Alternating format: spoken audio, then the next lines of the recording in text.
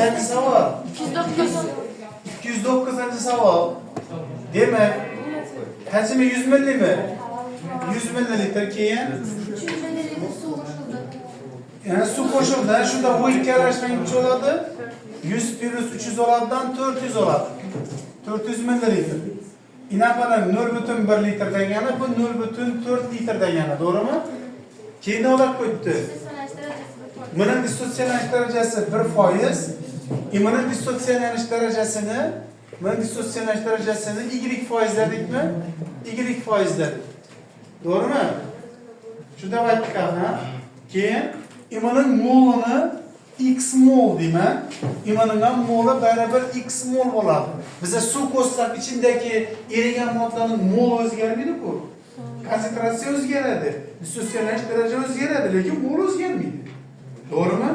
Bir qozonga bir qoshiq tuzni solib, 10 litr suv solsam, baribir ichida bir qoshiq tuz bo'laman axir. Shuning uchun bu dastlab mol x mol bo'lsa, keyingi moldan x mol dedik. Mana aniq mol qilib olib ishga ketaversak ham bo'ladi. Aniq mol qilib ishlab beraymi? Ha? Aniq mol, mana molini 1 mol deyman. Mana molini 1 mol deyman. Bo'ladimi shunday desang? Bo'ladimi? Ana sen buni smolyarni topaman. Smolyarni chiqaradi buni 1 taqsim 0,1 olib 10 molyar oladi. 1 mol olsa 0,1 litr edi-ku. Bo'lsak buning molyari 10 molyar ekan. Mana molyarni topamiz. Mana molyari shunda 1 mol olsa bu 0,4 litr edi. Bu 2,5 molyar oldi. Ana endi bu formulani qo'yaman.